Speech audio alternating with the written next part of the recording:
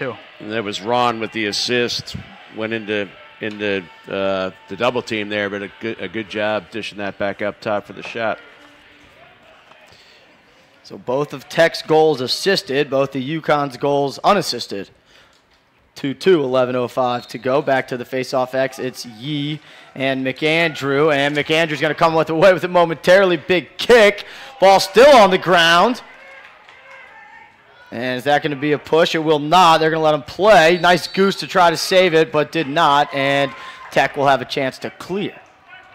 Oh, no. I think they're going to say either push or off of Tech. So it'll stay down here with UConn. Riley Dam handles at X now. He's matched up by the long pole, Brian Duffy. Duffy at Georgia Tech from Massachusetts. We talked with Coach Lovick this week about how they do their best to recruit guys from out of state. It can be tough, but they've got about 8-10 Georgia guys, but plenty of out-of-state players for this Tech team. Yeah, Coach Lovick and their staff, they take their recruiting very seriously. Crow again, now a save, first save of the game for the Tech goalie Paglario, and he quickly gets it up and out to Yee, nothing doing. Yeah, as I was saying, Coach Lovick, when they recruit, obviously they want to get the best players in the country, but at the same time it can be difficult being at Georgia Tech with their high academic standards. He talked about how, they went after about 23 guys and they could only get a few of them. Every year it's a battle for them, but at the same time, they put out one of the best products in the MCLA. No doubt about it. Coach Lovick does a great job leading this team, as well as E.J. Freeman, the offensive coordinator for the Yellow Jackets. Nice slide there, and Krasicki, who had the last shot, moves it along. Here is Gabe Banks, that's 30, not 33. Look inside, turnover. That was Sam Eck, 30. Local product out of Gwinnett County, played at Grayson High School. And a bad pass. It's going to be a loose ball, chance for UConn to still stay possession. Nobody knows where it is. Now they see it, and Tech will pick it up with a chance to clear. That looked like a 10 a.m. ground ball if I've ever seen one. You're right. 4 guys had no idea where the ball was. And just thrown out of the reach of Krasicki. He's going to pick it up. It should be a loose ball push. It will. Pete Fleury, the official on the near side with the call. Quickly on the attack, and Ideco in. It didn't hit off a pipe. That was Conrad McAvoy, the leading goal scorer on this team. Couldn't get that one to fall in. McAvoy, great take. Nobody was on the inside. No slide was ready. Just couldn't bury it. Tough one off the pipe.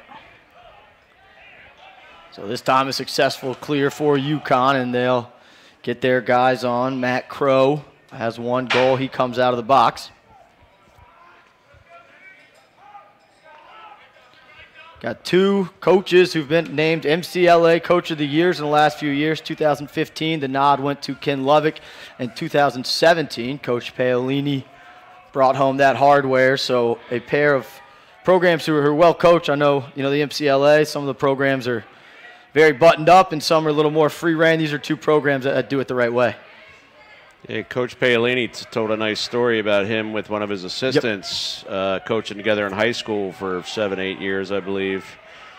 And so they've been together and felt like they were brothers.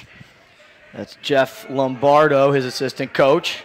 And bouncer inside. That one goes. Great individual effort. The sophomore, Matthew Bloss.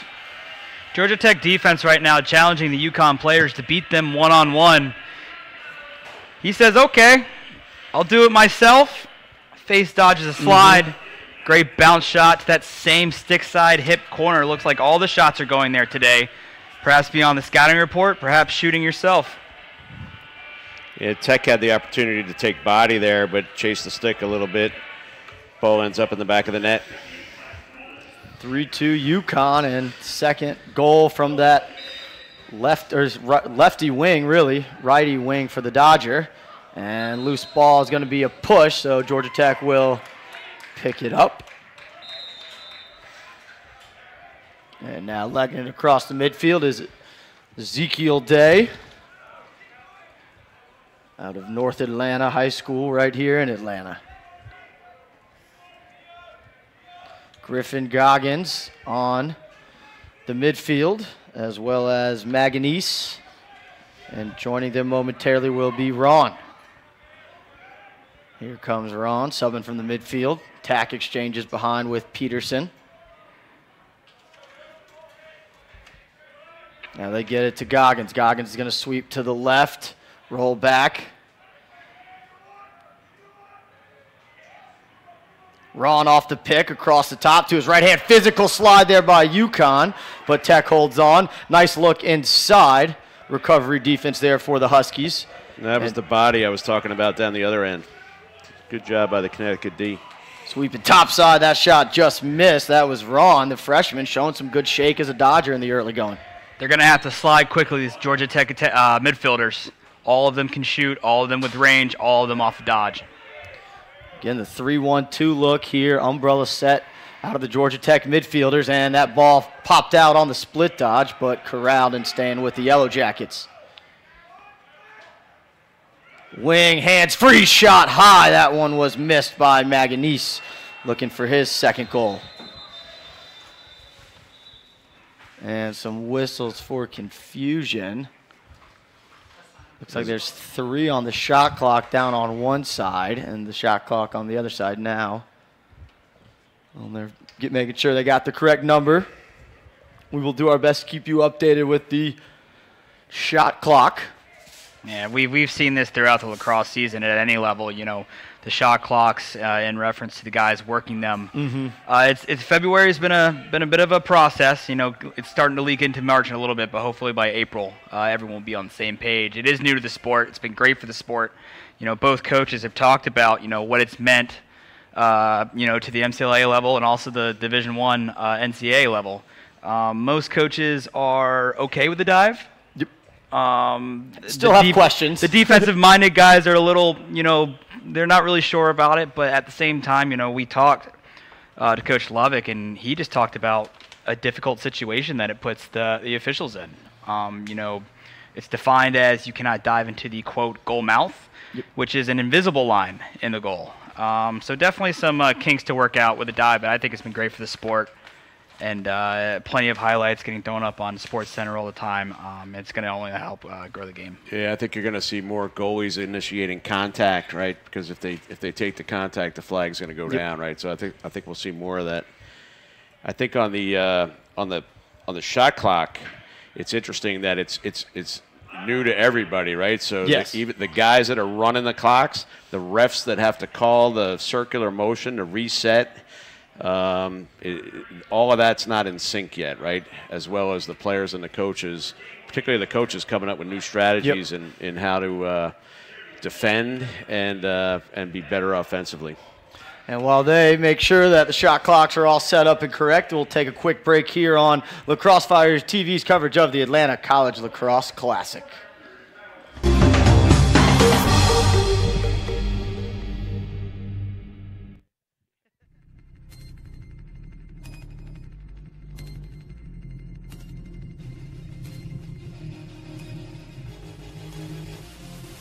Nice find inside behind the back. That was pretty. Nicky Solomon was his third of the day. Getting out of the timeout and eyeballed it.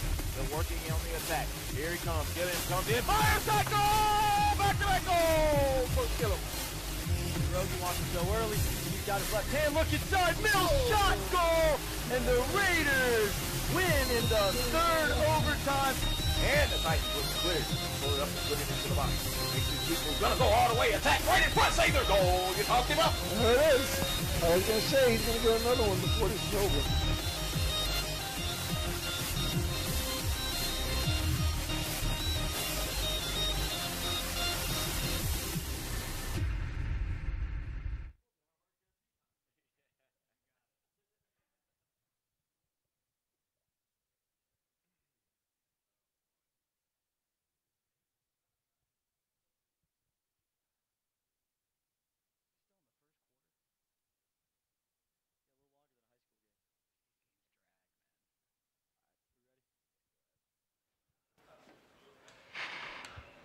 Welcome back to Lacrosse Fire TV's coverage of the Atlanta College Lacrosse Classic here at Grady High School in Atlanta, Georgia. And it looks like they've moved the shot clocks from the end line to the sideline. So that the coaches can see them. That being said, we now no longer have a view of the shot clock. So we will do our best to try to keep you informed. A lot of times you'll hear sidelines communicate 20 seconds left, 10 seconds left. So if we can do that, we will do our best to echo to you. But as of right now, it'll be a restart, 3-2 our score. UConn Huskies leading over the Georgia Tech Yellow Jackets, but Tech with the ball. It'll start from behind with the senior, Tim Peterson. I'm Ned Case alongside Bruce Oswald and Connor Squires. Game 1 of 2.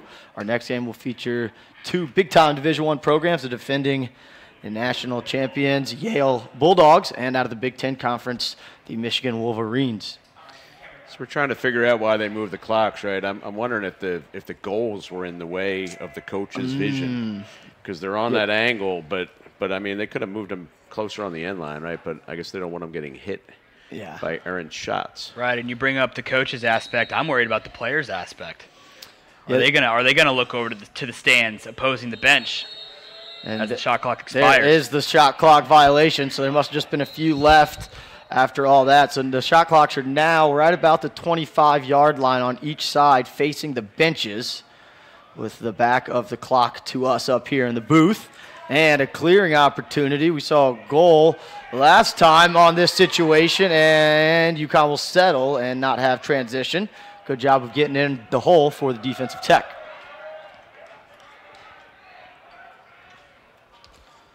So coming on out of the midfield now for UConn is 12, Theodore Nagengast.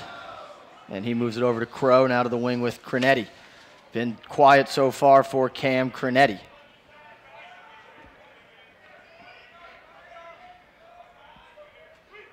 And sweeping across the top again is UConn. They've liked that right-handed sweep so far. Nothing doing. Crow comes to get the ball and reset the offense.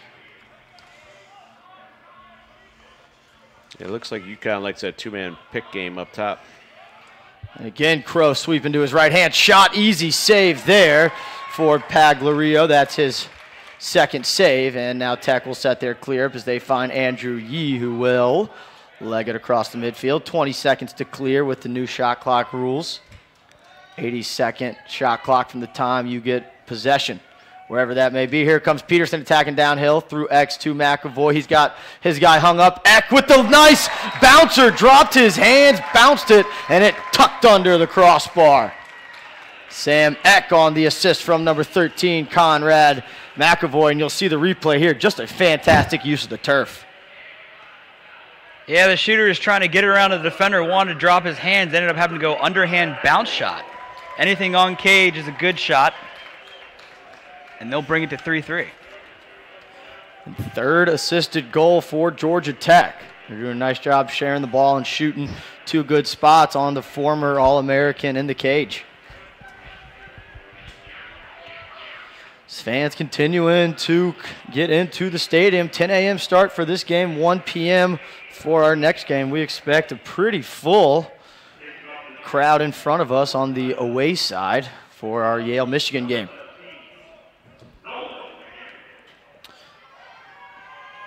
So Nolan McAndrew, the sophomore, again at the face-off X. Looks like he's going to be going up against Tyler Harper. Harper came into the game just under 75% at the face-off X. And it looks like we may still have a few shot clock issues getting ironed out. Now they're going to move the shot clock again.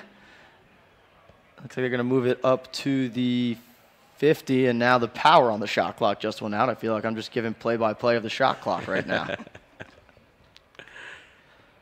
Well, if they're going to move one clock to the 50-yard line, it looks like they might be having technical difficulties, whether it's being both clocks are in sync or if one just isn't working outright. Yeah, I think they might have to have 2 different buttons for the 2 different remotes, and when they're a second or 2 off, it's just easier to do the 1 clock. Yes, and one of our staff members gives the thumbs up and a very well, some sort of applause from the fans and the coaches. Getting the kinks out in this game, so we're all set for the next game. I was just going to say that. Hopefully they get that all ironed out. Nice ground ball by UConn. They'll go back into the clear. That was a nice pickup by Brian Conlin, the LSM for the Huskies.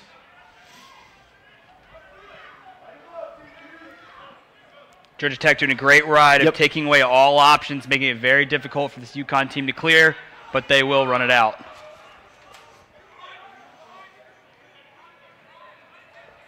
And Tech does a good job weathering the storm as UConn moves the ball behind. And Coach Lovick this week talked about, with that 20-second clearing clock, the special teams of riding and clearing becomes even more important, and you can do a lot more, whether it's a drop-back ride, whether it's a pressure ride. So we saw that there as Tech did a nice job on the ride, rushing UConn, but a successful clear nonetheless. Right. Well, you got to think it's going to take you time to, get the ball out of the goalie stick, get your guys on. That's about 8 seconds, not leaving a lot of time and a lot of room for air to get the ball across the midfield line.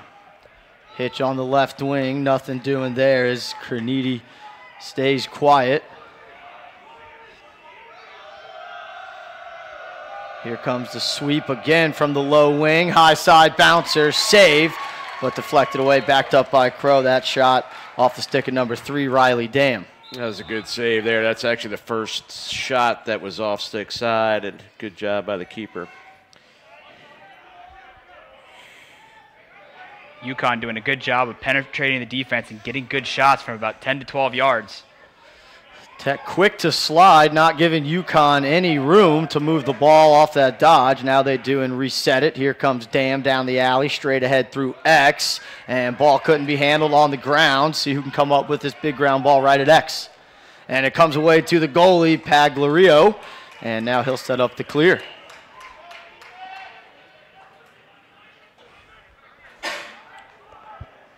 Little mishandle of the pass there, taking some time for Tech. We'll see if they can get it over. Now that 20-second clock becomes a lot more dangerous, and Tech is going to turn it over.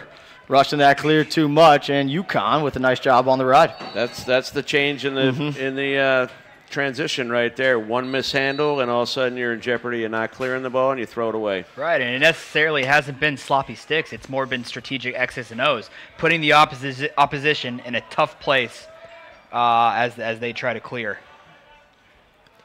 Crow again leading the midfield group. They're going to attack from the wing, trying to get underneath. Nothing doing. Well defended there by the short stick of Georgia Tech. That was number 1 in blue, Chatlin.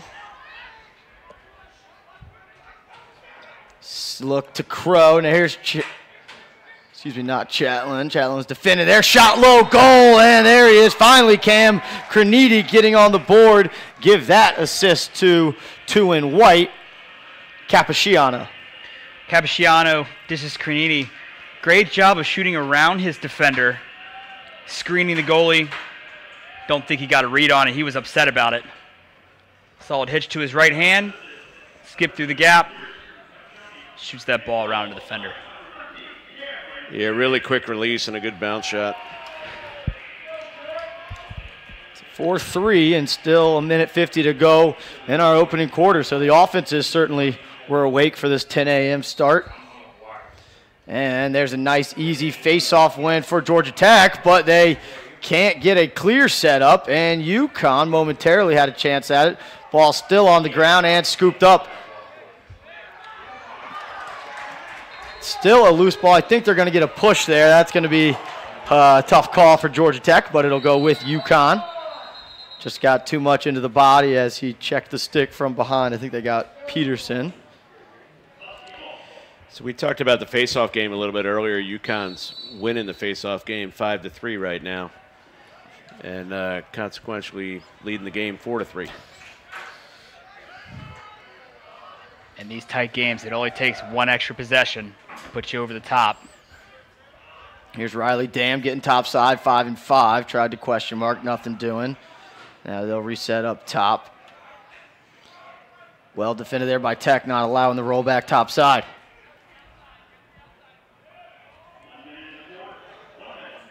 Minute to go in our opening quarter. Here's Matt Crow, face dodge to his left hand, straight down the wing. Bouncer, goal, great shot by Riley Dam. And give that assist to Matt Crow, did a nice job drawing the slide and moving it right away. Matt Crow right now in this first quarter, he's been the generator. He's been the party starter for this UConn offense. They'll take a 5-3 lead here with just 52 seconds. And one you mentioned, they continue to shoot to that stick side hip, stick side low spot on Pagliario in the goal. Yep.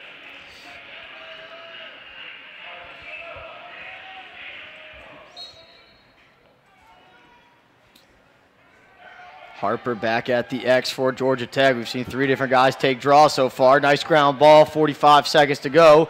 Tech can play for the last shot if they manage the clock correctly.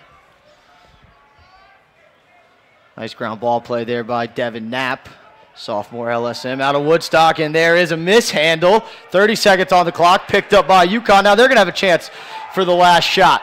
See if they push in transition. Here comes the pole. He is going to be caught from behind again. Knapp doing a great job making plays, but a loose ball push.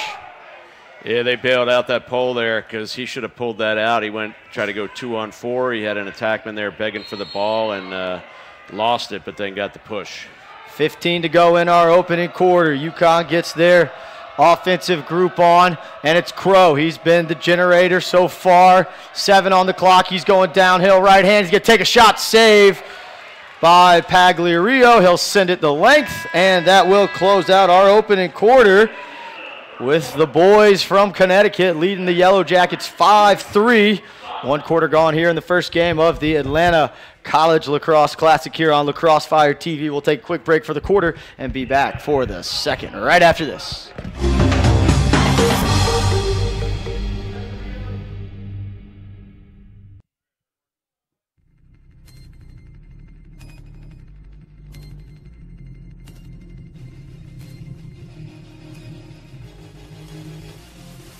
Nice find inside behind the back. That was pretty. Nicky Solomon with his 3rd of the day. Out of the timeout and eyeballed it. They're working on the attack. Here he comes. Get in, comes in. Fires that goal! Back-to-back goal! Coach kill him. Rosie wants to go early. He's got his left hand. Look inside. Middle shot goal. And the Raiders win in the 3rd overtime. And the Titans look clear. Pull it up and put it into the box. Makes these people gonna go all the way. Attack right in front. Save their goal. You talked him up. There it is. I was going to say he's going to get another one before this is over.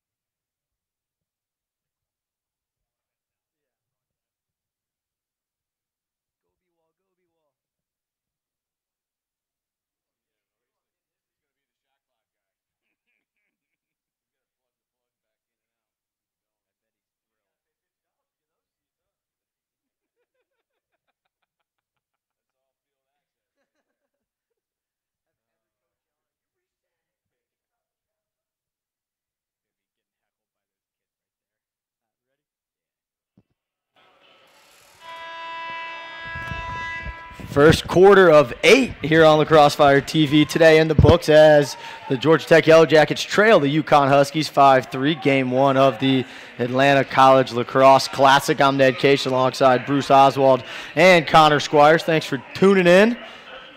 Game 2 will be 1 p.m. as the defending national champions Yale Bulldogs take on the Michigan Wolverines. And an easy face-off win there and exit for Mike Pullen. So face-off win there. Bruce, what were your first quarter takeaway with another face-off X? You're a little surprised at the way it went. Yeah, but now Tech's won the last 2, right? So we're 5-5.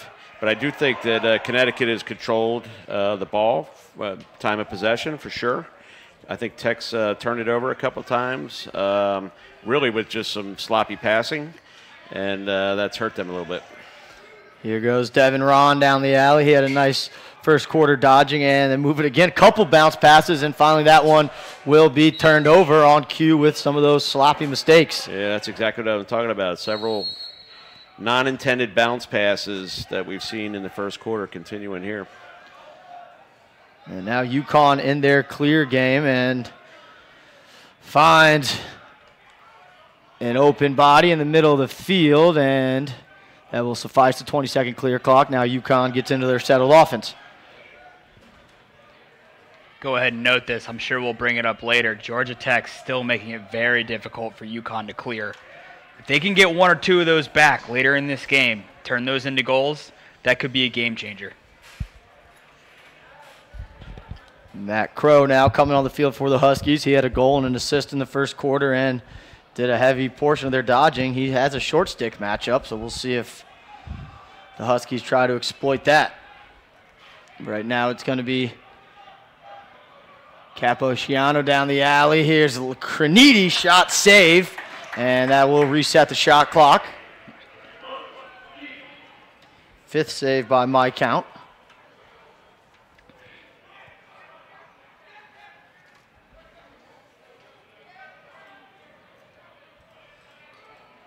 Both defenses so far doing a nice job of sliding and recovering, but some good quick releases on shots have created opportunities.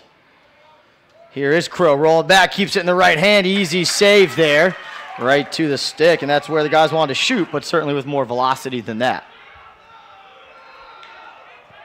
Yeah, I think we're all wondering whether Connecticut scouted the Georgia Tech goalie and see something about shooting stick side. And here's Crow with another chance, face dodge, and they're going to call him for a ward, so that'll turn it over.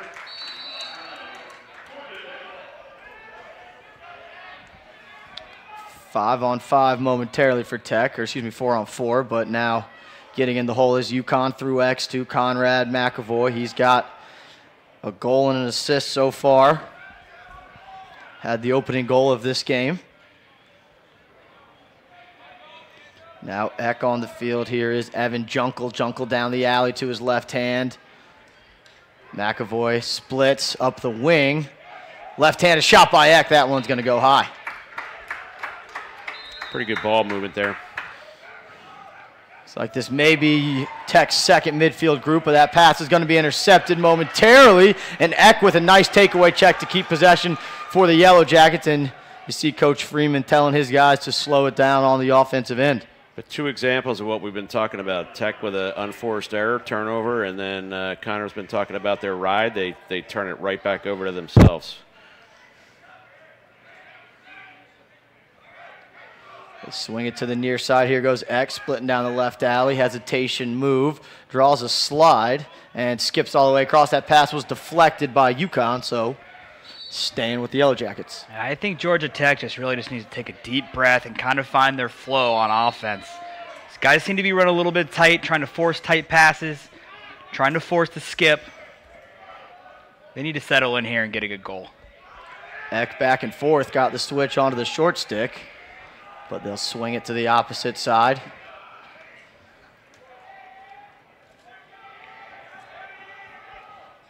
Peterson, Sam Eck again, trying to create for this second midfield group, but well defended. Turn shot, bouncer, easy save there.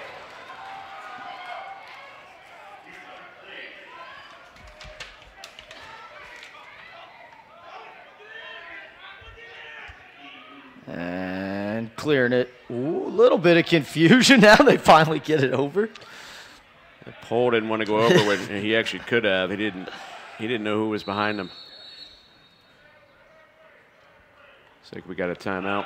So UConn will call their first timeout, get things settled down, get a possession as they still lead 5-3, 10:30 to go in our second quarter. We'll be back on the Crossfire TV right after this.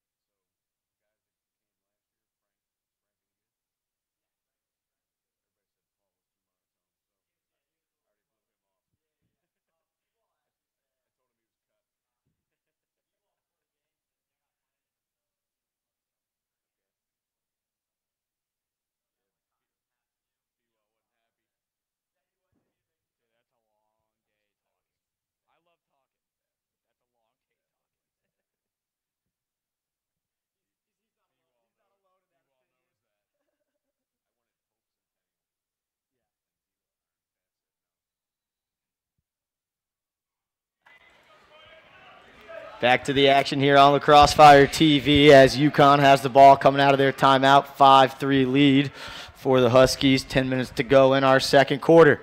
They're going to attack from behind with a little pick slip. Well defended there by the pole of Tech.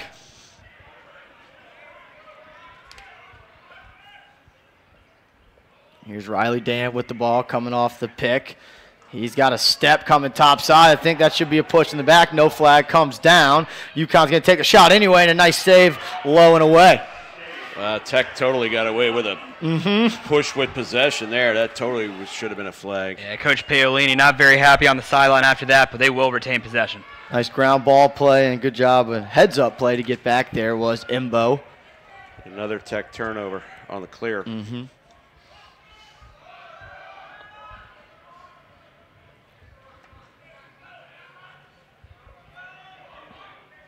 Down the alley, setting up the UConn offense. Now they'll put it through X with the junior Dam. Now they reset it up top with Matthew Bloy. Bloy with the nice hitch. He's got the short stick, looks inside. Fadeaway shot, go! That's Truman Imbo. Nice look there on the top-down feed from Blau.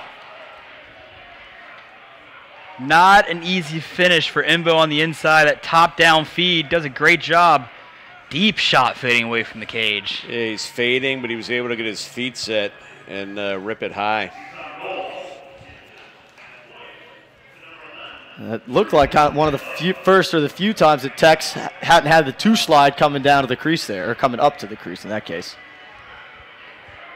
Yeah, just kind of the eye test. This game looks fairly similar, back and forth, but you look at the scoreboard. UConn just kind of made it count where they needed to a little bit more than Tech, as Tech gets a fast break.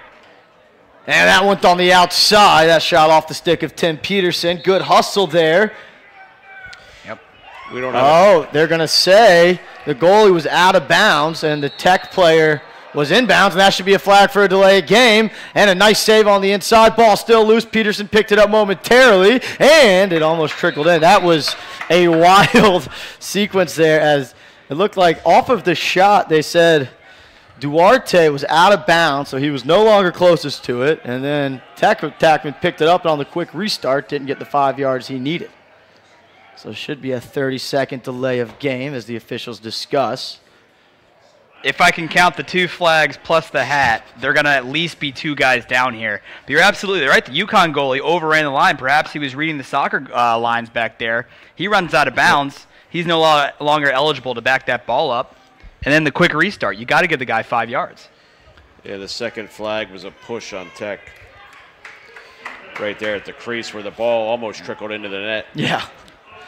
So it'll be a 6-on-4 here for the Yellow Jackets for, I believe it'll be 30-second, and then there'll be another 30 seconds of 6-on-5. Let's see if the Yellow Jackets can take advantage of the 6-on-4 first. Playing out of a 2-3-1. Now they get it behind. Bounce pass, and that's going to be a turnover. And as Bruce mentioned, the sloppy stick work continues to hurt Tech in the early going. Yeah, we don't have a turnover count, but the turnovers are leading to this 6-3 lead for Connecticut. I mean, they're mostly unforced. But now a chance here for Tech to ride it back with only 4 and almost a great clearing pass. Here goes Cam Kreneading battling for the ground ball. He's going to get the ball on a push from behind. So you would think the team that played at noon yesterday would be the sloppier team, but in fact it's been the other way. UConn, 2 games in less than 24 hours. Tech beat Florida State on Friday night and had yesterday to rest. Right, and Georgia Tech, a lot of self-inflicted turnovers. The field is certainly tilted towards UConn's side right now. And here comes Matt Crow out of the box. He looks like he wants to invert, but now swings it behind as the offense gets set. It just seems like UConn's a lot more comfortable playing in their settled offense right now. Here's Imbo underneath. He had the last goal through X. Here's Crow, hitch, topside, shot, save. Loose ball. Shot clock's going to reset, and Tech's going to pick it up and get their clear set up. Nice move by the goalie.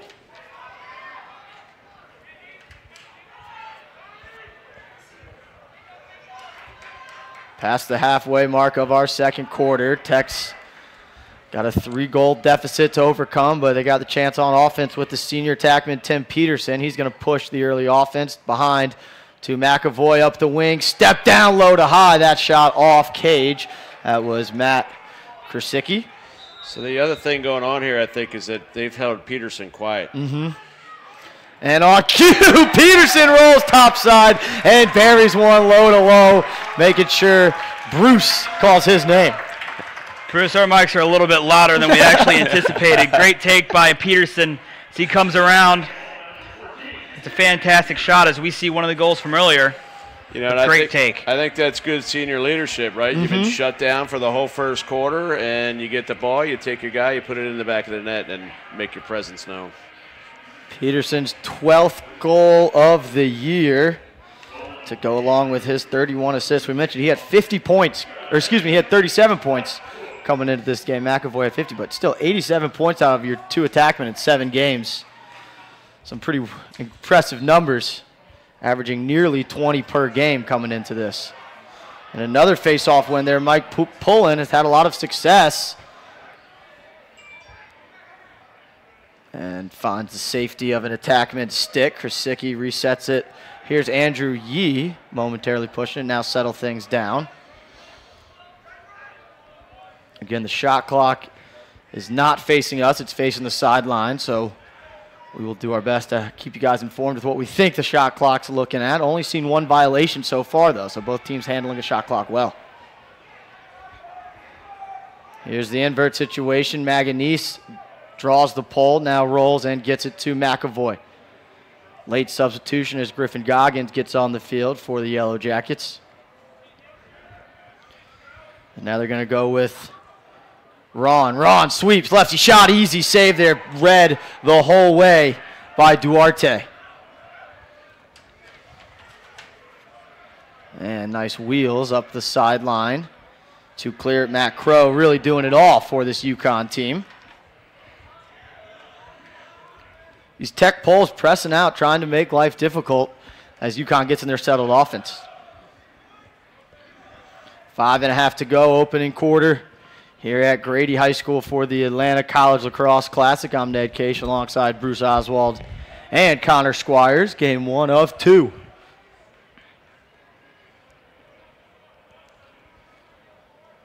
And now Crow gets a breather. Coming on will be Capacchione.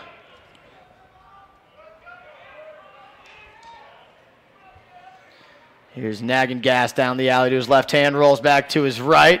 Double team, moves it along, stepping in from 17, and it goes Pierce Capacchione. That was a blast. It was about a 15, 16-yard step down. Maybe even 16, 17 as he beats him high. That's another save that he's going to want back, and it's 7-4. UConn. And that assist will be credited to Nagengast as he did a nice job of drawing the double and finding a way to kick that ball out. But just an overhand release there. Fundamental shot. It's a great rip.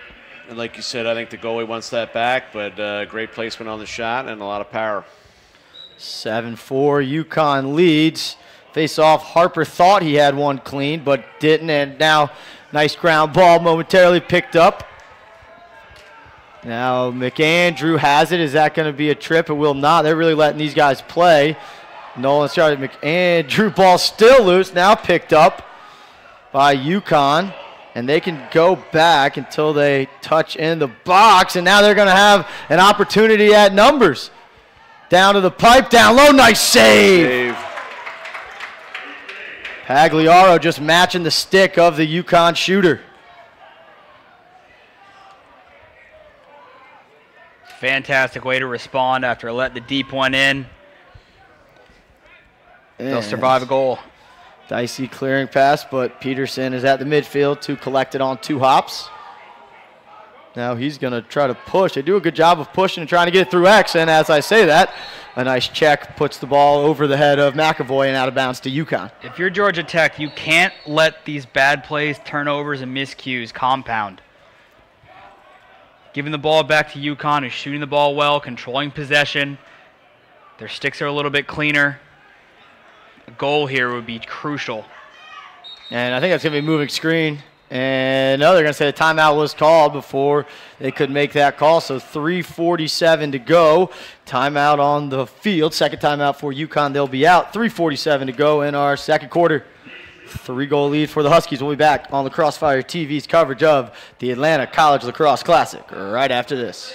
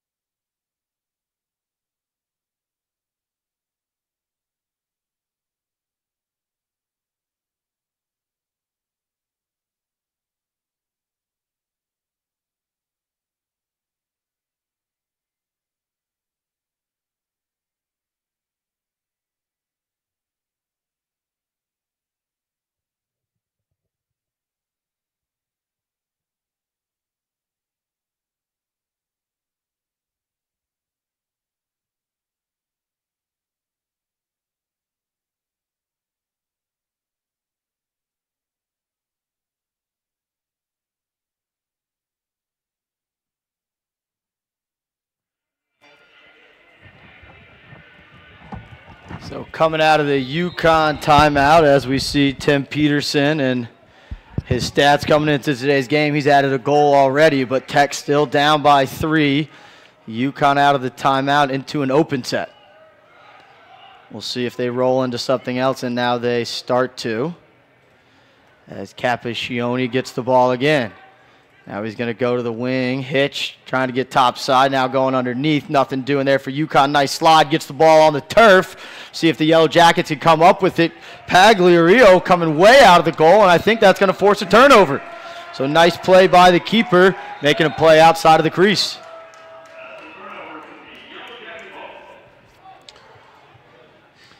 Seems like every Tech clearing pass is a bounce pass, not intended.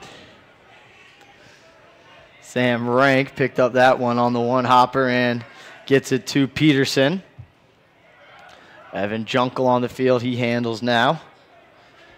He'll be joined by Zach Shankin. And on the far side, it's Sam Eck, who we've called a handful of times. He's got a goal already.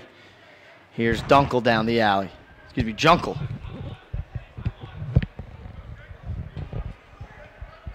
Shot, goal, nice take there. Zach Shankin, who we just call out of Fellowship Christian School right here in Georgia. Just a nice job bouncing it to the far pipe. Local FCA guy just takes it right down the right alley. And they find success again with a bounce shot to the offside.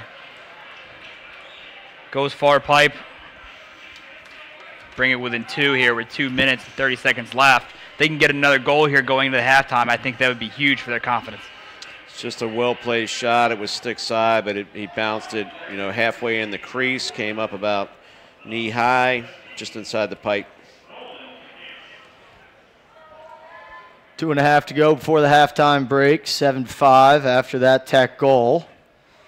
It'll be Nolan McAndrew for UConn. He's taken every draw so far, and it's pulling for Tech, who pulled it back and now picks up the ground ball. He'll go back to the goalie, and the Yellow Jackets will start their clear.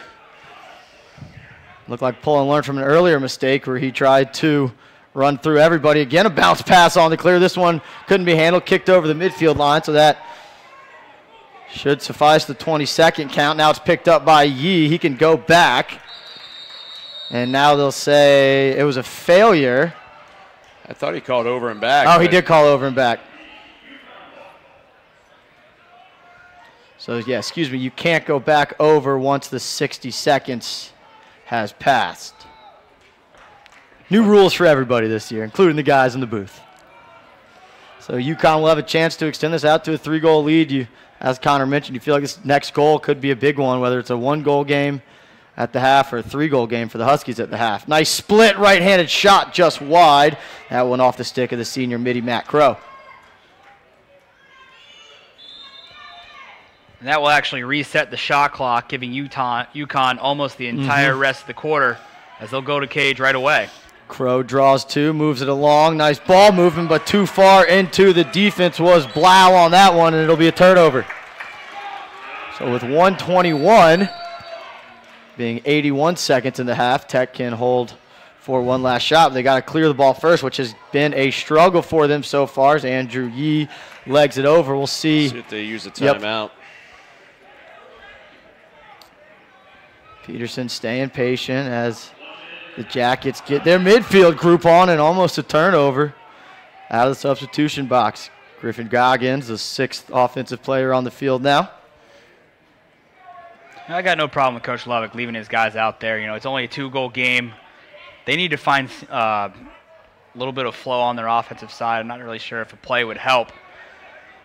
We'll see what they got here going into the halftime.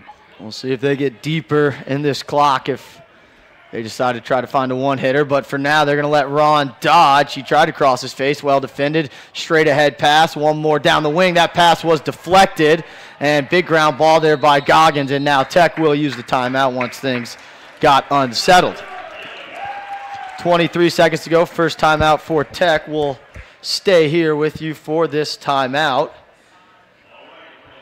And the offensive coordinator for the Yellow Jackets, we mentioned, is E.J. Freeman. And Coach Lovick had just some fantastic things to say about Coach Freeman. His 10th year with this program. And he said, he's dealt a new hand every year. You talked about, trying to recruit guys. And, Connor, one thing you always say is, square peg, round hole. It seems like Coach Freeman is really adjusting year to year, finding the right offense for his group.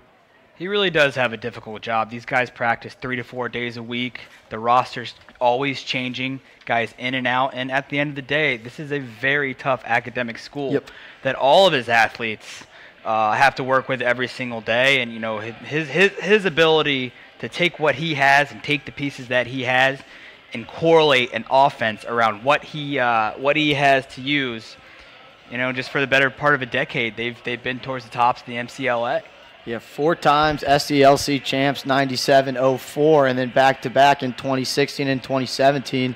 Also back-to-back Final Four appearances in 2016 and 2017, as looks like the Yale Bulldogs have just gotten here to Grady High School. And Bruce, out of this timeout, who do you expect the ball to go to? I know, you like Peterson, the senior attackman. Yeah, I think they got to get it to Peterson, and then looking for McAvoy on the crease. He's been a presence. And that's what they've been running most of the game. We're talking about the offense. We're wondering whether Gabe Banks, 33, is injured, right? He's been a big part of Tech's offense the last couple of years, and I don't think we've seen him out here today. He has only played 3 games so far this year. 15 on the clock. Now they go to Peterson. He goes up the wing to Goggins. 12 on the clock. Goggins has the pole, rolls back, steps in. Low and away. Good idea, but wide of the cage. So here it is, 7 seconds left. Peterson and McAvoy are going to try to play some 2-man games. And Peterson comes off the pick. 3 on the clock. Inside, nice look, and a huge save. Rebound opportunity.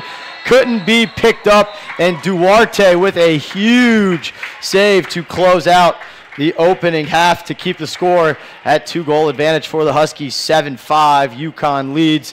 Guys, Bruce, we'll start with you. First half thoughts. 2-goal game, but it seemed like UConn had a chance to run away with it. Yeah, I think Tech's lucky to be in this game based on the turnovers. They came out flat. We heard Coach Lovick say on the call that they haven't had a 10 o'clock game in a couple of years, and I think that they gotta get their flow back together, like Connor keeps saying, and they're probably lucky to be within 2 goals. Connor, your first half takeaway is UConn playing really well, especially on the offensive end. Yeah, Bruce, I agree. You watch the game, you think that the deficit would be a little bit greater. But it's only a 5-7 game. You get your legs back under you and come out with a good second half response. So that will wrap up our first quarter, 7-5. We'll have about a 10-minute halftime and be back here on Lacrosse Fire TV's coverage of the Atlanta College Lacrosse Classic.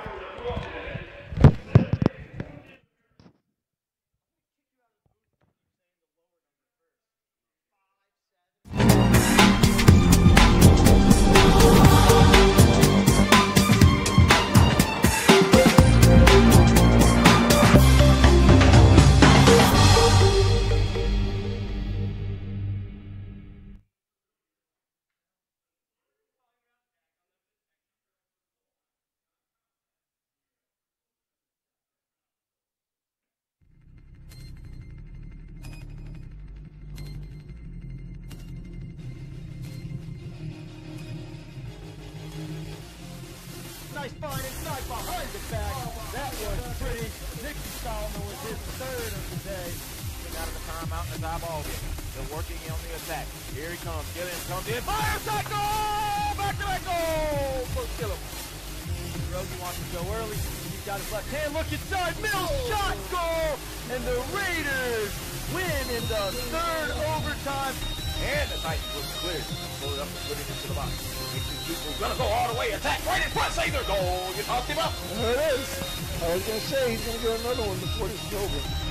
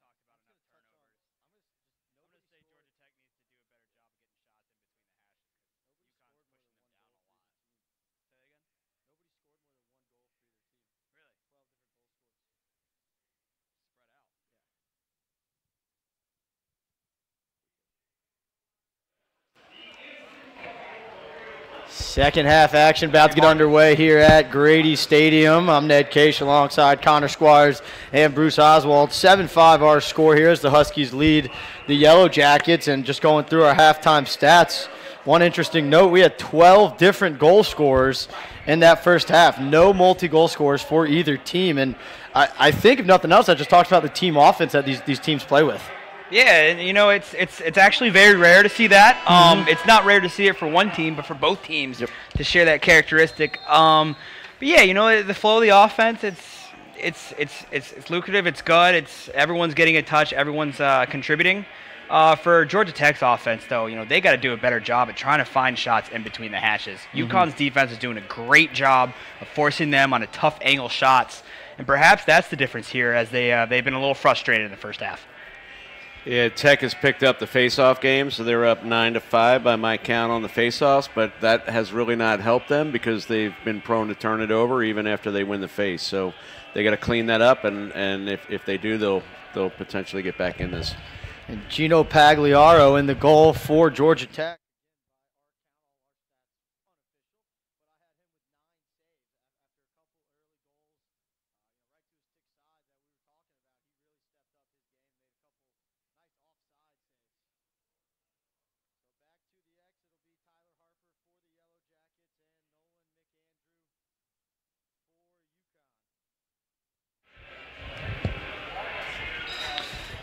And one back by Tech. Andrew Yee is going to have a chance to pick it up, and he does. Yee has been great on the ground balls today. He had 32 coming into this game.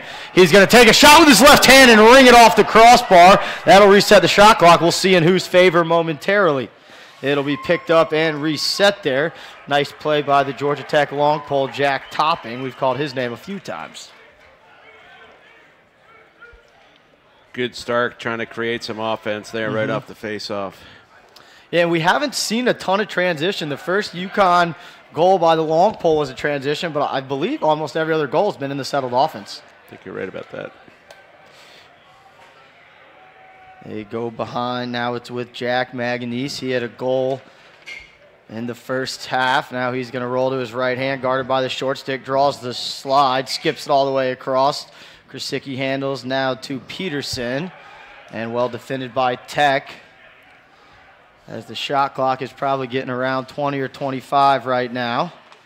Maganese on the rollback, moves it to Goggins. Goggins face dodge, left hand, stings it to the far corner. Griffin Goggins, his first goal of the game, 12th of the season. And just as we touched on, Goggins does a good job improving his angle, but staying high enough to where he gets a shot off instead of continuing down the alley. Off stick high. Fantastic shot for number 7 in blue. Really good job getting his hands free. And a lot of times, you know, in MCLA games, you don't see players who have the ability or the confidence to shoot with their weak hand. Goggins, just no fear, going right to his left, letting the ball fly. Yeah, Ned, we talked about it earlier. I mean, just every single year when we come back to these events, the MCLA level just gets better and better. You see the IQ, you see the stick skills. Every single year, it's a step in the right direction. And carrying with the ball now is a long pole, losing it momentarily, trying to save it. That was Stampfell. And coming out of the cage, Pagliaro and Tech was offsides and got away with it big time.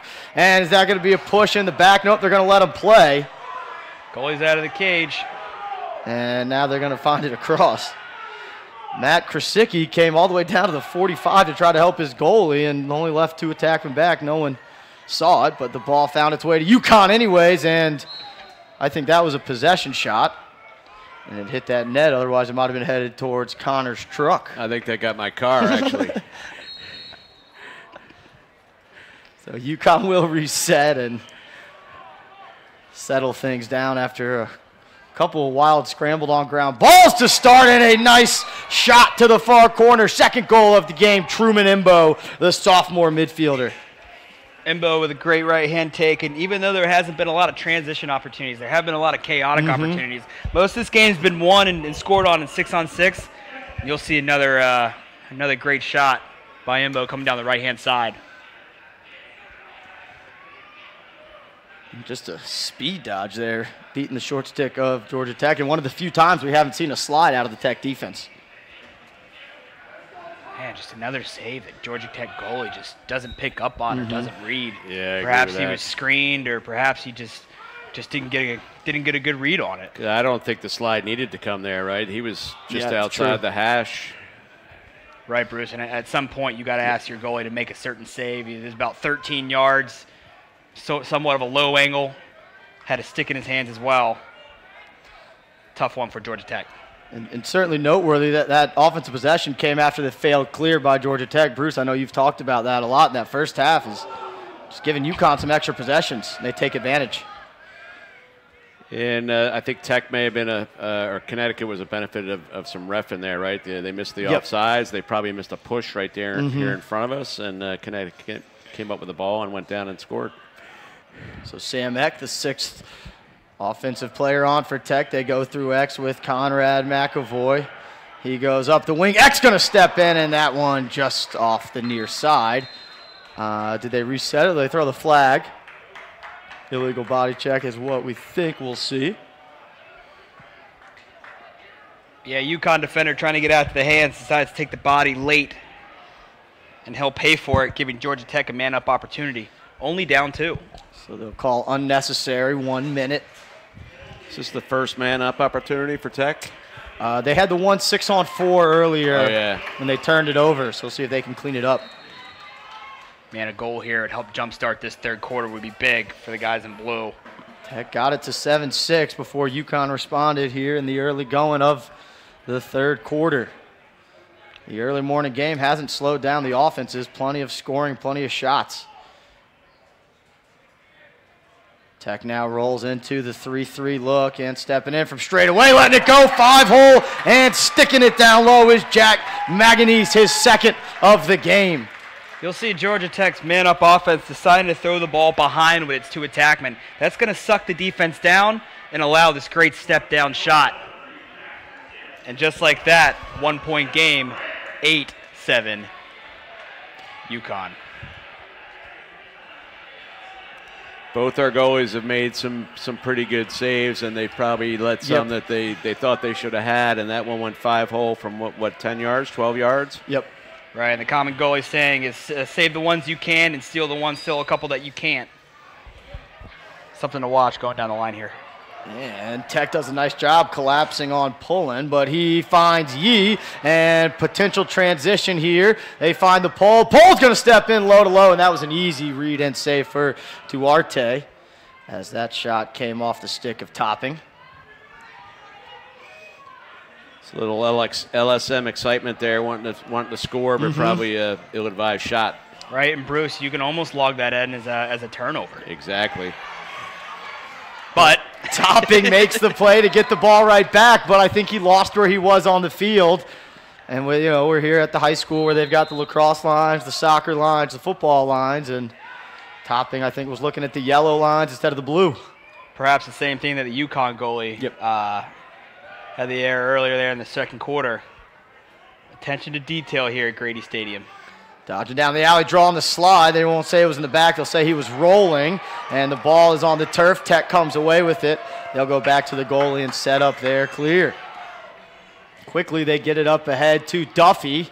Duffy's going to go down the wing as the Jackets sub off and get their offensive grouping on the field. The lefty, Krasicki handles. Krasicki, no points so far in this game. Came into the game, 12 goals, 4 assists. And they've got a got-him situation here in the sub game. Coming downhill, left hand, and just missing wide, Devin Ron. A couple times Tech's gotten an advantage momentarily 6-on-5 in the sub game today. Ned, we've seen a little bit of everything. 6-on-6, man up, transition. Here's Maganese looking for his second goal of this half. Peterson draws 2, couldn't find anybody inside, now reverses it. Maganese again. Hitches Matt Crows there to play good defense. And Maganese jammed it into the crease. Way too many UConn sticks there, and another turnover for the Jackets. Georgia Tech getting in a habit of, creating that skip pass to generate offense.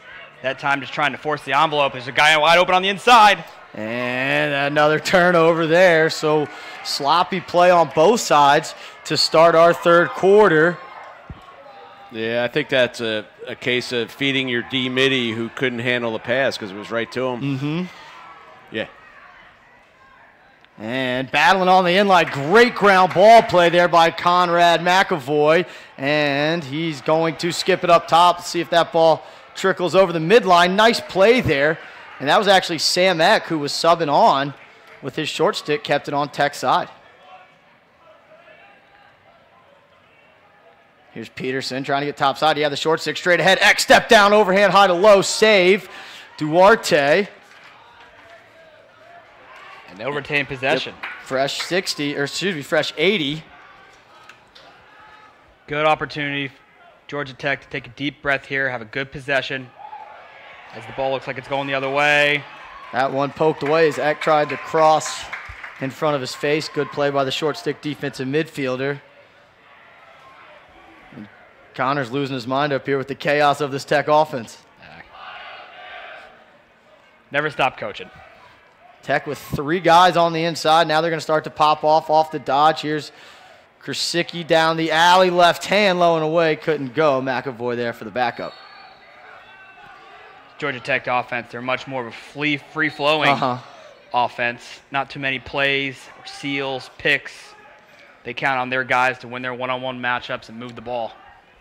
And again, a short stick matchup, high to low goal. That's too easy for Tim Peterson.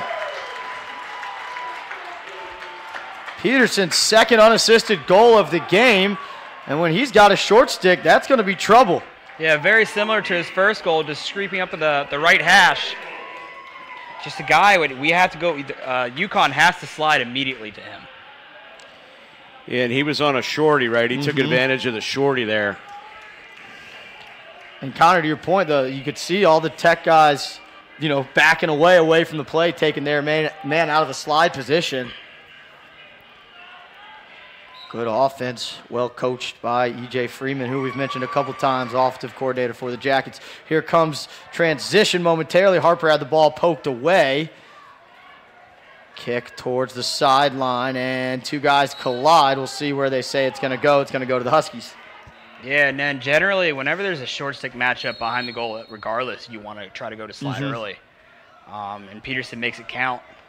It's an 8-8 ball game right now with only 7 minutes left to go. Let's see if UConn can respond. They haven't had the ball much here in this third quarter. Halfway through our third quarter, as Connor just mentioned, it was a 5-3 lead for UConn after the first, 7-5 at the half. It's been a 3-1 in this third quarter so far for the Jackets.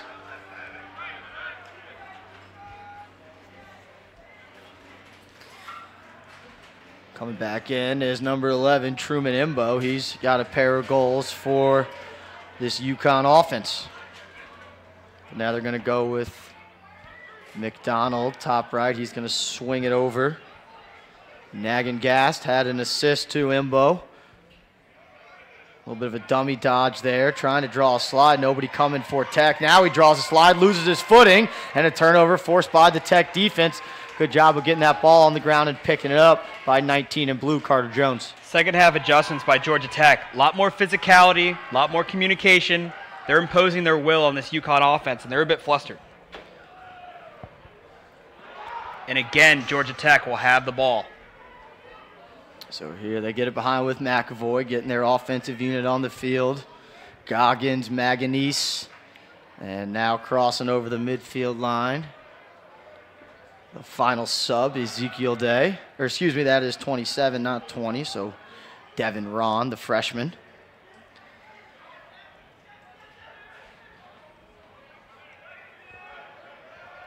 And a flag is down. Yeah, UConn had too many guys on the field. Here goes Goggins attacking the short stick again. He's got an attackman guarding him through X to McAvoy. Krasicki's going to have his hands free. Hitch. Great hitch to get top side and put that one wide of the cage. Good move by the lefty. Georgia Tech's had the ball for the majority of this quarter. You can see them starting to find their rhythm on offense. Head spinning on UConn. they're going to have to go man down here. Looks like it's going to be a 30-second technical foul for too many men. Yeah, UConn was playing that strong defense with 7 guys back there, and they tried to sneak a guy off, but he didn't quite make it. It's the secret play. It works sometimes.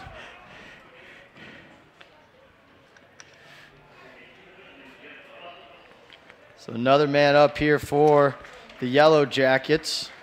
I actually saw that guy going off, and I thought, why is he subbing? They're going to have a transition opportunity, but he was the extra guy. So Georgia Tech scored on their last man up. See if they can go 2 for 3 on the afternoon. As they're in the 2-3-1 with Peterson behind. Now he gets the ball. He's going to push the right side. Skip it back. Great look for Ron, and he put that one high. But a great look by the attackman from X. Peterson inside, and maybe too much of a jam there. Trying to get the ball to McAvoy. And a little flashy pass there. Quickly up ahead, transition here in the man-down situation. Setting the feet as the long pole shoots that one high, backed up by UConn. That one off the stick of 42. Yeah, they were lucky to keep the ball there. Another example of the pole wanting to shoot. He had the guy wide open on the wing, and Connecticut was able to keep it just by a step. Yeah, number 13, Cam Carnegie, he was calling for that ball. He knew he had a pretty good opportunity to dunk it, but they will retain possession. Sometimes some bit of an unorthodox 3-on-2. More times than not, you don't look to that right side because generally your point guy is going to be on the left. So here goes Imbo looking for a hat trick with his left hand. Denied on the rollback, so he goes straight ahead to Dam.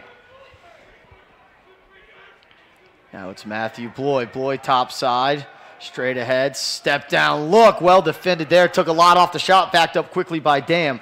Dam driving, trying to get top side, inside roll, had the ball taken away. They're going to call that a shot? They are. Yeah, I think it was a shot. He released it just outside the crease. Just went wide. And I think the shot clock is getting low, as it sounds like the Tech bench trying to get a lot of energy. And there's the bouncer. They're going to say that it resets the shot clock, see who the ball comes out to. And good job there boxing out Michael O'Loughlin. And dangerous pass to the middle. O'Loughlin handles, finds Ron. And Tech beats the 20 count. Dangerous clearing pass there to the middle. Tech has been better with the ball this half. I think they've only got 1 turnover, maybe 2, but they've cut down their turnovers tremendously. Doing a good job winning the time of possession here. Just need to turn that time of possession into points on the scoreboard. And another 6-on-5 in the substitution game for the Yellow Jackets. Can they take advantage? They tried to get it to McAvoy. Pass was low, but Peterson scoops it up off the inline. And again to McAvoy. Inside roll to Peterson. Skips it. Eck. Pass was too low. Picked up on the inside. Turn, fire, shot. Goal. Evan Junkel picking up some junk and putting it home. Jungle does a great job just winning a tough ground ball in the teeth of the defense. Continues to move his feet. Great low shot. And Georgia Tech will take the lead here. Tech with really good ball movement there. The last pass was low. The ball got loose. Great ground ball and finish. That is Tech's first lead since it was 1-0 way back at about 10:01 a.m.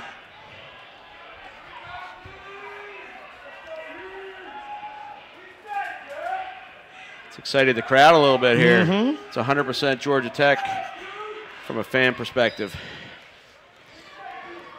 And Pullen trying to come up with the ground ball. He can't, but it rolls to Peterson, and he picks it up. Nice ground ball there by the attackman. Tech's won about 9 faceoffs in a row now. And we can see how that starts to change the flow of the game as they've taken the lead behind a 3-goal run and a 4-1 run total here in this third quarter. And again, momentarily 6-on-5. Ron couldn't handle the pass. A lot of guys slipping on this turf. It is new turf, so probably a lot of the black pellets out there. And here's Ron stepping down. That one I thought went off the goal. Didn't look like the ref signaled for a reset on the shot clock, so it does not. Again, the shot clock is facing the benches back to us, so we do not see it. But we're trying to do our best to keep everyone informed with around where the shot clock is sitting at. Here comes Maganese top side to Krasicki. One more to Ron. Hands free, steps in, and just misses Cage. Great ball movement there. 2 passes, found the open guy, just shot wide. Under 2 to go in our third quarter. McAvoy with his left hand off the end line, well defended, nothing doing. Again, we see this 3-1-2 set. And Ron sweep the top side to his left. The lefty third shot in this possession. That one saved. Easy save there for Duarte. His 6th by my count of the game.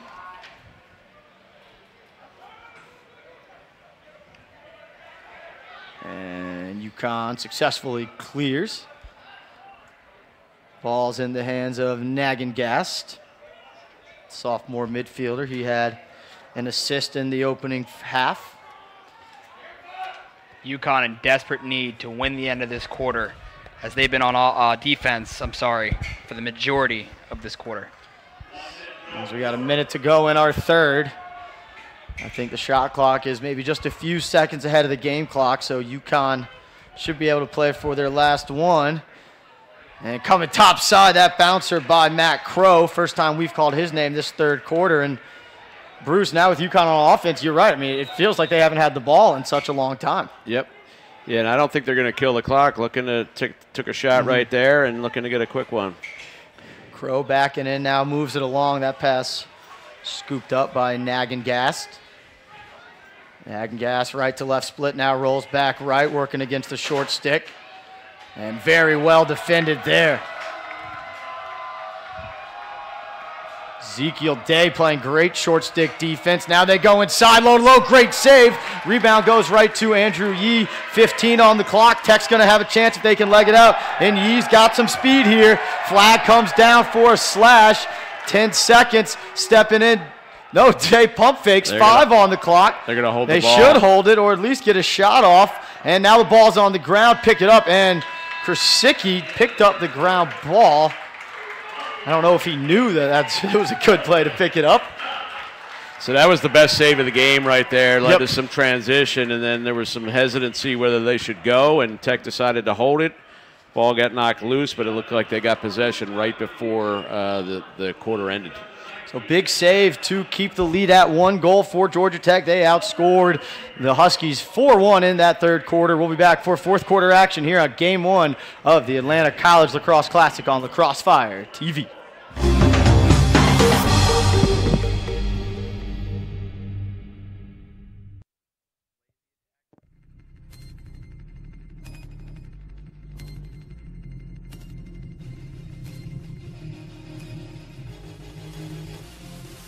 Nice find inside behind the back.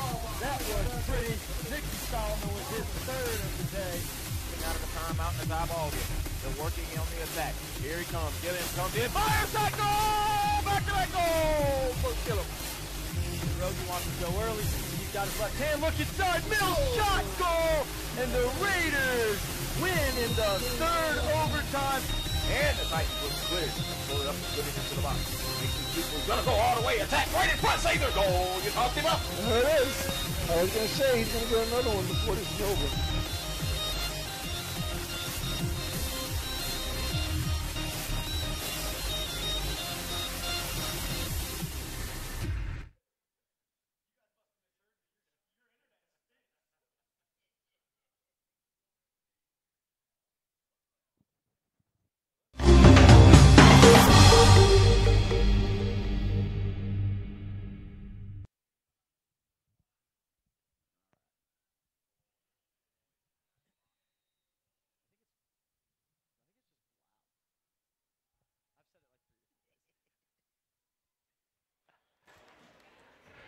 Fourth quarter getting underway, and as Bruce mentioned, Georgia Tech will start with the ball. They had possession at the end of the quarter with the flag down, and it should be a 1 minute for the slash on Bloy. Much better quarter in the third for Georgia Tech. 4-1, possessed the ball much better, and maybe they can keep that going here and finally found their legs. Georgia Tech starting man up. They're 1 for 3 on the man up so far today. Went 1 of 2 in that third quarter. As they start in the 2-3-1 set with Peterson behind. Now him and McAvoy going to exchange. Throw back to the lefty McAvoy. Nice look inside, and that pass couldn't get handled. Looked like it was a pick and slip play. Physical ground ball play. And it's in the stick of Peterson. Nice ground ball to get it to Maganese. And still 30 seconds on this penalty if Tech can settle into their man-up offense, which they now do. They really like to force it to the crease on man-up. 2 in a row. And 3 in a row, and it wouldn't go. That wasn't a good pass there. The last 2 were okay. That one he tried to look away. I think he faked out the guy he was feeding it to. It was on the wrong side, and Connecticut's got the ball. And ball's on the turf. Nice defense there by the Jackets. Goggins has a chance to pick it up now, does pick it up. And the penalty is released, so it will be 6-on-6. But the Jackets maintain possession as they have for most of this second half. And here comes Krasicki out of the box. Whistles by the officials. They point towards the shot clock. Looks like that didn't reset. Again, 1 shot clock on the field. It's at midfield, facing the benches with the back to us.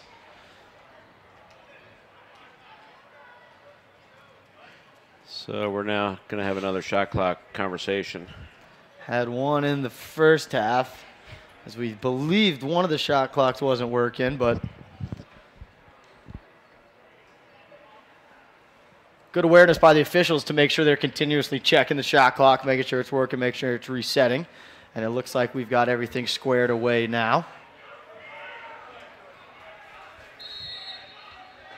As we're 90 seconds into our final quarter here at Game 1 at Grady High School in the Atlanta College Lacrosse Classic here on Lacrosse Fire TV. D1 game coming up next as it's the defending national champion Yale Bulldogs taking on the Michigan Wolverines out of the Big Ten. Nice save there on the shot from Ron. Another save for Drew Duarte. Fantastic save by Duarte. Coming across his body, but it will reset the shot clock. And Georgia Tech will have another long possession. And Ron has really tried to assert himself here in the second half. He's taken 4 or 5 shots. Good dodge there and shot. And a shot goal out of the Yellow Jackets. That'll put them up by 2, and this will be their largest lead of the game. That was right on cue because that was Ron. Ron, the lefty freshman, has been trying to get to his top side all game long and finally gets his hands free there. And again, you know, Georgia Tech with those scrapes and sweeps, finding shots with big angles towards the cage. They're not necessarily shooting the ball with low angles, getting to the front of the goal. Yeah, Tech has gone more to the dodging game, 7 straight unassisted goals. Yes. And they were forcing it in there early in the game, and actually McAvoy and Peterson were more involved. McAvoy's gone quiet since the 3rd goal as they've gone to more of a dodging game. It's a great point. They have not had an assisted goal since that opening quarter. Ball's on the turf, comes up with UConn. Nice ground ball play there and getting into the offensive end. Timeout, I believe, called by UConn to save possession as Matt Stamfell got himself in a little bit of trouble. As we'll take a break here as we get one more look at this goal by Ron. Thanks to our Lacrosse Fire TV replay. We'll be back for 4th quarter action of Georgia Tech and UConn right after this.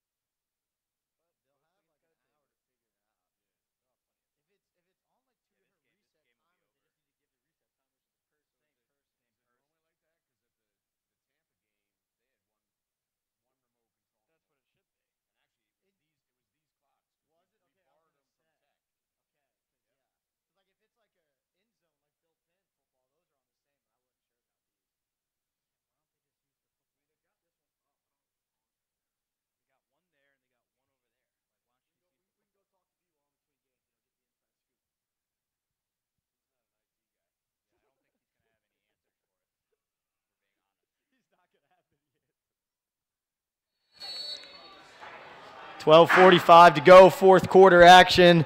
Georgia Tech with their largest lead of the game at 2, 10-8 over UConn, but UConn coming out of the timeout trying to find some offense in the second half. Only one goal.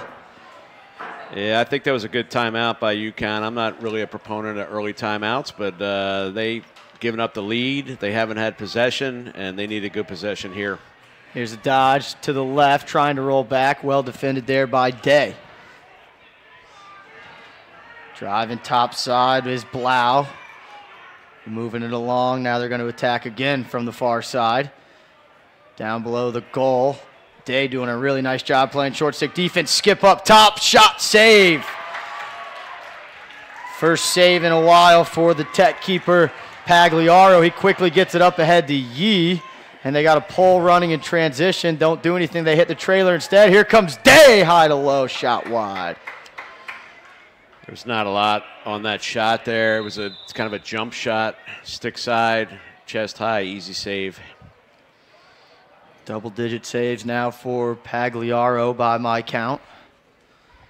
The unofficial count. The second midfield group on here for Tech. Sam Eck, the primary dodger with this group. He goes now sweep top side, rolls back to Matt Krasecki. Krasecki coming to his left. He is the lefty.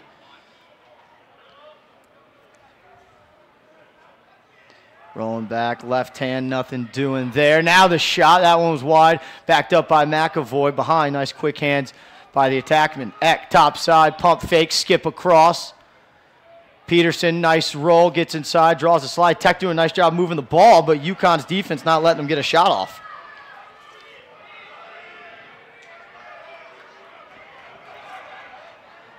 Here's Shinkin with the ball. He had a goal in the first half. He's got the pole matchup, though. Going to be getting tight on the shot Yep. clock here. Just about to say the same, and no push there to reset it. And it looks like they're going to put it in the corner for the shot clock violation. So that's the second violation I believe we've seen. Both have been on Tech, so nice job in general of these teams getting shots off. That was a really nice possession by UConn despite having to slide and recover a lot. Yeah, and more times than not, when that shot clock runs out, it's not because of bad offense. It's because you have plenty of opportunities to score. Things get dull. Go to the cage. If it isn't there, you've had a good opportunity on the offensive end. And, I think a lot of people thought that perhaps that would rush teams. Yep. That hasn't been the case this season. And one thing, most of the coaches mentioned is just how many more possessions you have to play defensively. And that can either be a good thing or a bad thing depending on how connected you are as a defensive unit. Right, and, Yale, Michigan coming up. Coach Andy Shea was very adamant about that. It's putting a lot of stress on defenses. And you're going to see more middies that are going to have to play both ways, and that's going to play out in the recruiting game. We'll see Dan Angelis, one of those two-way guys for Yale who got drafted in the MLL draft last night. High bouncer, nice save there. That'll reset the shot clock and backed up by UConn.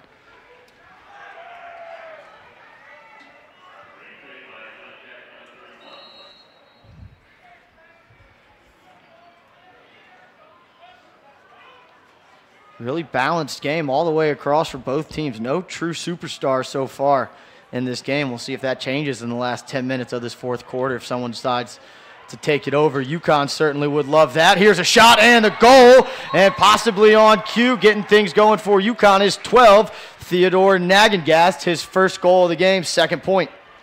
A much-needed goal by UConn. You'll see a strong right-hand alley dodge. And it's just been so long since we've had anything to offer from the guys in gray. But as we say that, it's been a 5-1 run in the second half for Georgia Tech as UConn steals one, and it's only a one-point game. Yeah, well-placed shot, off-stick side, upper corner, about 7 yards. We talked about the crease dive. We haven't seen that at all, and we really haven't seen a whole lot of dodges right to the crease. Everything's been down the alley for the most part, and initiated from up top and not from behind. Nice face-off win momentarily by Pullen and ground ball. That's going to be off Tech, I believe. It will go to UConn. And this game's had kind of a funny feel because the first half it felt like UConn dominated, and it was only a 2-goal lead for them. Now it feels like Tech has dominated this second half, and they only lead by 1. So. Yeah, and I keep talking about the turnovers. They've flipped the turnovers, right? There have been more Connecticut turnovers in the second half than the first. So they get the shot clock correct. So they'll restart this clear so they can get to 80, which actually gives UConn an advantage because it allows them to have a short stick, pick the ball up, and leg it out. As it's Capiciano, who we haven't called much in this second half. Here's Imbo. He's been one of the bright spots for this UConn offense. 2 goals on the afternoon. Only a few multi-goal scorers in this game. There's a look up top. Here's Crow dodging downhill. He could use a goal, and nice save there, punching his hand across the face to make the save. Pagliaro. And quickly up ahead to Day. Nice outlet pass. Day on the roll, loses it, now picks it up. And he'll be fine as he finds Yee, and Tech can settle into their offense as they finish their substitution patterns.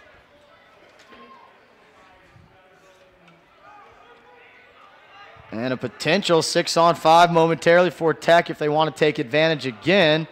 And now it's gone as getting back in the hole where the short sticks for UConn.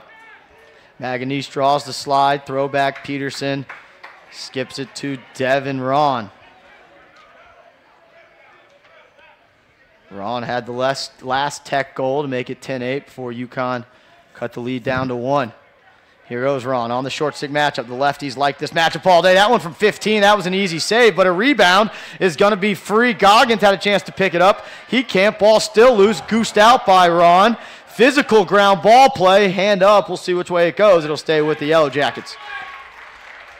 So that shot from really far out, but actually it was in a good spot. It was a high bouncer, and he made a good save and popped it up in the air. Tech keeps the ball on the push. Here goes Ron. The lefty goes to his right. He's going to shoot it and high, and you can see why he's been trying to get to his left most of the morning. Some tired body language from the UConn defense. These guys really going to have to dig in here with that shot clock reset and turnover. Yep. Good point. Good point. Here's Goggins behind. He likes a short stick matchup. He's going to draw the slide momentarily. Now ball movement. Ron over to Maganese. Maganese hitch. Roll to his left. Draws the slide. Here's going to be a step down for Kazicki. And he stings it low to high with the left hand. 11-9, 7:03 to go. Maganese on the assist. It all starts with a save from Pagliaro on the other side of the field. It's a solid job rolling back, dropping his hands. UConn goalie just a step too late getting to the ball. 11-9 now, Georgia Tech with 7 minutes left. It's going to put a little bit of pressure on this UConn offense. Yeah, that was a great job drawing the slide and then popping up top away from the slide to get open. And just a beautiful shot. And we've seen a good display of shooters changing their planes and scoring a lot of goals, having success, whether it's high to low or low to high so far today.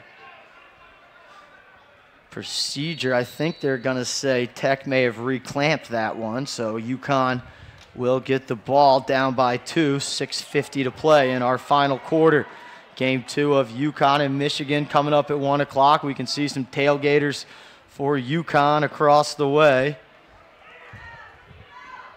Save there by Pagliaro, and he'll throw the outlet, find the short stick, Yee.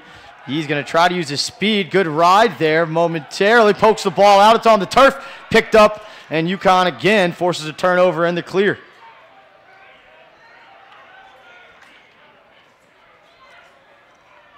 Here's Cam Creniti. He's been quiet so far. Only 1 goal.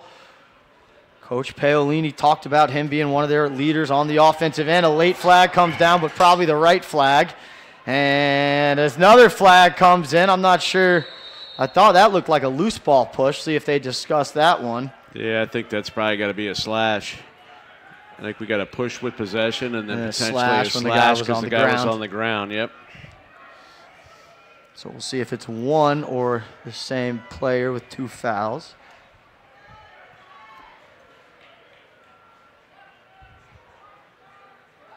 Looks like it's going to be a 2-man up opportunity. So 2 pushes on 2 different guys. Yeah. Yep. So Tech had a chance at a 6-on-4 in the first half, turned it over. Now UConn with the chance at a 6-on-4 with 6 minutes to go, down by 2. This is a huge chance here for the Huskies. Looking to go 2-0 against SELC opponents down here in Georgia this week as they knocked off Florida State 13-9 yesterday.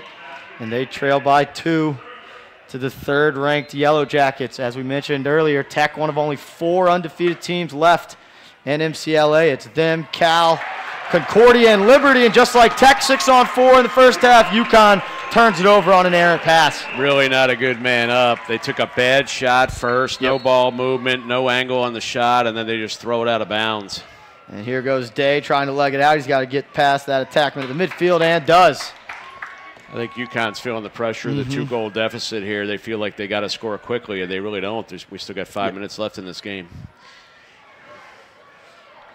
And now Tech will kill both penalties, so get back to 6-on-6. Nice kill there by the man down unit. And now it gets to the point with this shot clock rule where a lot of times the games start to slow down in the last 6-7 minutes of a fourth quarter in a tight game like this.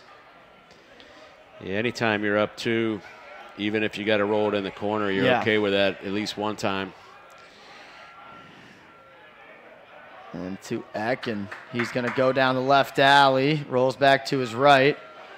And now you kind of get to that, how much time do you take before you attack, and can you still get a quality shot? So we'll see what Tech's thinking. Probably about 30 or 40 still on the shot clock, no major rush. Peterson with the shot and the goal. Tim Peterson, the senior, has made plays when the Jackets needed all day so far. Peterson, he gets himself another goal. I believe it's his third. It is. Every time they've needed a big goal, he's been there. He may not have had long stretches where he was scoring a lot of points, but when they needed a goal, when they needed it most, he shows up to give them a 3-goal lead with 4 minutes and 33 seconds to go in the game. Yeah, that may be another example of one the goalie thinks he should have had, because that was stick side. It was a great shot, but it was probably 10, 11 yards, and I think he should have had that one. Like Pearson did a nice job of shooting back where he came from, getting the goalie's momentum going one way and shooting the other. But, you know, we beat ground ball here. This is a big ground ball. Who can come up with it? If Tech can come up with it, they can really start to chew some time off this clock. UConn's got a beat on it. Here's Imbo. He's got a chance. Gooses it his direction, picks it up with one hand. Now he's going to run into a double team. Saves it in bounds to Yee. Andrew Yee with a huge ground ball for the Jackets, and that'll give them an 80 seconds. So they can run this thing down under 3 minutes if they use the full shot clock. I was thinking we might get a Connecticut timeout there. But I was thinking the same. So 3:45 to go as the Jackets extend the 3-goal lead. And Peterson came into this game with 11 goals and 26 assists, so he's really known as the distributor and feeder for this team, but it's been his 3 goals today that have been the difference right now with a 12-9 advantage for the Jackets. Here's Maganese, had an assist 2 goals ago, pumps the shot, now resets it, and they go to Goggins. So we talked about them kind of shutting down Peterson early, and he's responded, and really now the guy they've shut down is McAvoy. I think he's got 2 points. So 20 on the shot clock here for the Jackets. Ron's shot is wide. So there's the official 20 call as the Tech sideline lets their offense know. And a short stick situation behind if the Jackets want it. Dangerous pass. There's the pole came out to pressure, but Maganese handles. Now Maganese skips it up top. Ron, hands free, shot high. Great look and opportunity. We've seen a lot of teams in this situation sub their guys off, but now a turnover at the midfield. That is not what you want with this shot clock situation, and a great play by Krasicki to just pick it up and make UConn have to clear the length of the field now. Yeah, Ned, 4 seconds there. Sub your guys off the field, get back in your ride, get back in on defense. You know, jamming the ball into the middle of the crease that's an easy turnover. Could easily be going the other way. That was really a heads-up play by Krasicki to flip the ball down the field, let them get their D in. So 2:20 to go now. UConn down by 3. They're going to need to start going right away. And they do. Well defended there. It is Nagengast. Nagengast is going to attack the short stick from X. Splits to his left. Gets above the goal. Low to low. Nice save, but it trickled in, I believe, off of a defenseman's leg. Yeah, that was kind of a hockey goal there. Save on the first one. The ball rolled out and hit a leg and went back in the net. You'll see it right here on our replay. I think that went off the leg or foot of 25 in blue, Brian Duffy, the long pole here. We'll get a great look at it here, right off Duffy's foot. Shout out our camera crew. That is a great look at that. Who had the goal? I guess they will give it to the shooter who was nagging-gassed. So that'll be the second of the game for nagging. Excuse me. Yeah, second of the game for nagging-gas. But Ned, again, no matter how it goes in, you don't mind if you're UConn bringing this game in within just under 2 minutes, and they'll get the ball back again. Certainly don't care how it goes in. They all look like 12-yard lasers in the scorebook, right? So here they go, minute 45, down by 2. Down by 2 with 2 minutes versus 3 with 2.5 seems a lot easier. Here is nagging-gas. He's got 2 goals. We'll give him credit for that last one. He's got 2 goals in this half. Looking for 3. He had his hands free, but put that one too high. Looks like he tried to picture frame that one. I think if he just put it on cage, he would have had the goal. 90 seconds to go, attacking from behind. It's Dam. He scores. Riley Dam. Haven't called his name in a while, but he picks up a big one for the Huskies. Huskies playing with confidence. Georgia Tech defense playing on their heels a bit here. Just a strong right take to the cage. 1-goal game with 1:25 left and a huge face-off coming up. Yeah, and Connecticut's actually won the last 4 face-offs in a row, so yes, this one's big. Just a huge game of runs. Went back and forth early in the first quarter. Then UConn kind of took over. Third quarter was all Tech. And now the late swing. Who's getting hot here when it means the most? 12-11, 85 seconds to go. This is a big ground ball. You can almost hold for the last shot. I know it's a 1-goal game, but a big ground ball here comes up momentarily for Tech, still on the ground. Coach Lovick was trying to call a timeout, but he didn't possess it. Somebody's helmet flies off, and it's picked up by Tech. There's no whistle. I don't know how that wasn't playing without equipment. Let the kids play. And now UConn will call their timeout. Coach Mark Paolini's UConn Huskies, 61 seconds to go. And they got a chance to tie this one up as we see that great ground ball picked up. And I believe that ground ball was picked up by 11 in white, Truman Imbo, who's had a huge second half. So that's not an automatic whistle when a helmet comes off.